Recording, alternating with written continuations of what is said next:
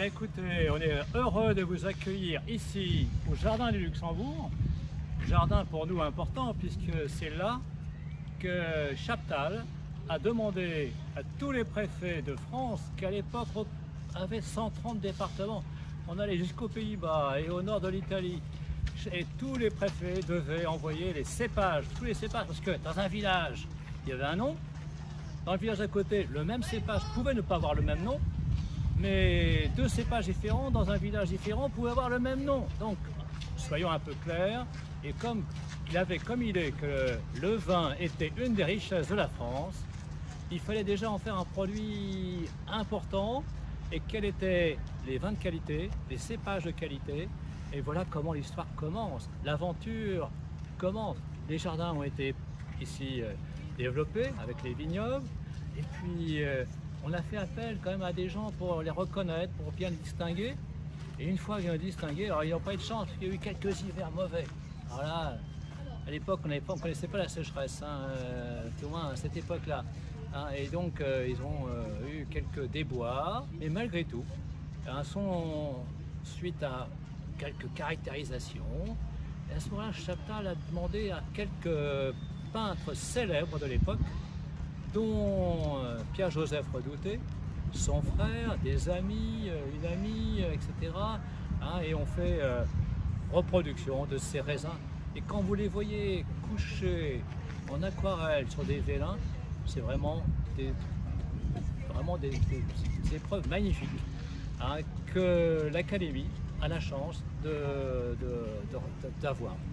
Mais l'histoire commence qu'au début. Comment les vélins de Redouté sont réapparus? Comment, André, sont-ils réapparus ces vélins? Alors, c'est un coup de chance.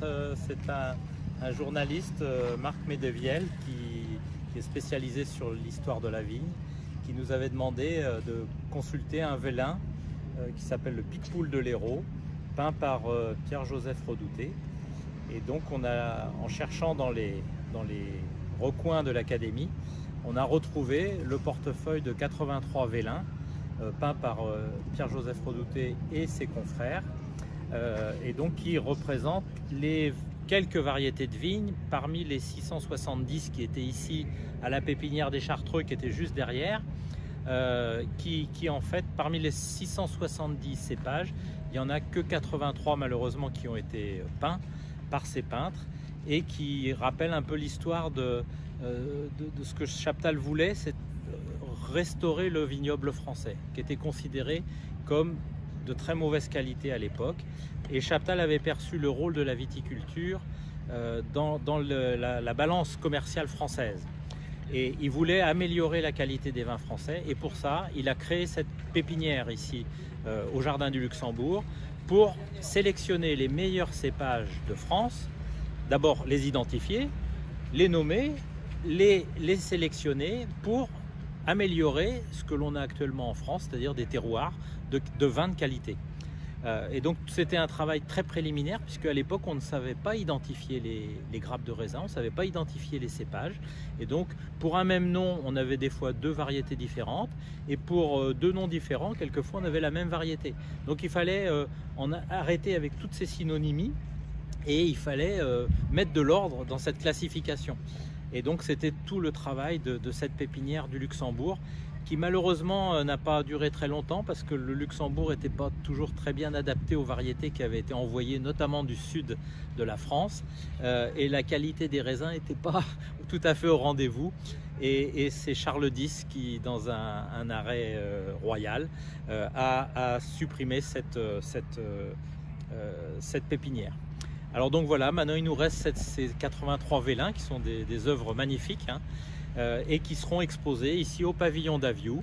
On a sélectionné 20 variétés remarquables, dont certaines ont disparu, c'est-à-dire qu'on ne sait plus identifier ce que c'est, on ne les connaît pas, elles ne sont pas dans les collections.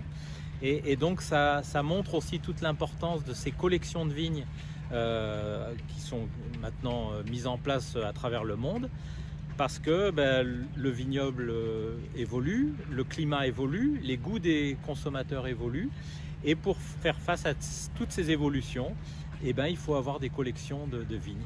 Et donc voilà, c'est un petit témoignage historique de cette grande œuvre que mènent beaucoup de spécialistes de la viticulture, qui est de rassembler des collections et d'avoir des cépages qui sont adaptés au climat, au goût des consommateurs et à l'évolution générale de notre agriculture. Alors, toutes ces reproductions, André, ont été reproduites grâce d'ailleurs au travail d'Aniel Eric auprès de spécialistes de micro-photographie pour faire qu'on ait vraiment des photographies de qualité.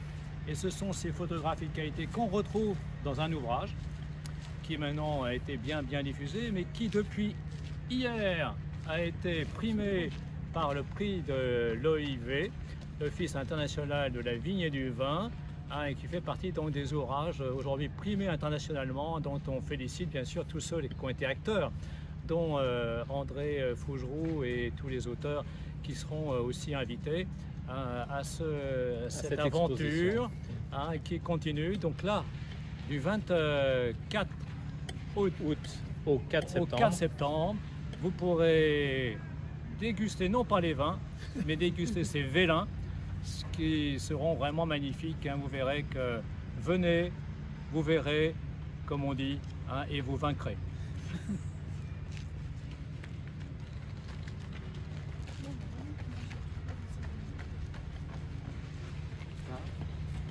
Alors mes confrères vous ont expliqué un peu l'origine de tous ces velins de Redouté et vous avez une occasion unique d'en voir des reproductions au pavillon d'Aviou au parc du Luxembourg. Donc ces reproductions seront accessibles et visibles du 24 août au 4 septembre. Donc nous serons là personnellement pour vous accueillir, nous vous présenterons ces reproductions. Vous aurez aussi l'occasion de discuter avec nous à nouveau de l'origine de ces vélins et à quoi ils vont servir, et notamment pourquoi nous avons fait un ouvrage pour les mettre en valeur. Cet ouvrage qui s'appelle Les raisins de Pierre Redouté, des aquarelles pour l'avenir de la vigne. On vous parlera justement de pourquoi ces vieux velins peuvent avoir vraiment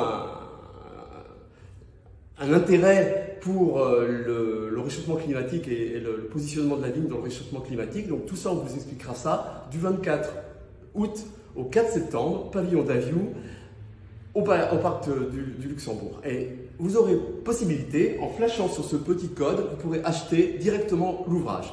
On vous attend nombreux et venez, on sera heureux de vous accueillir. Merci. Nous vous remercions d'avoir regardé cette vidéo. Si elle vous a plu, n'oubliez pas de cliquer sur le petit pouce levé et de vous abonner. Merci et à bientôt.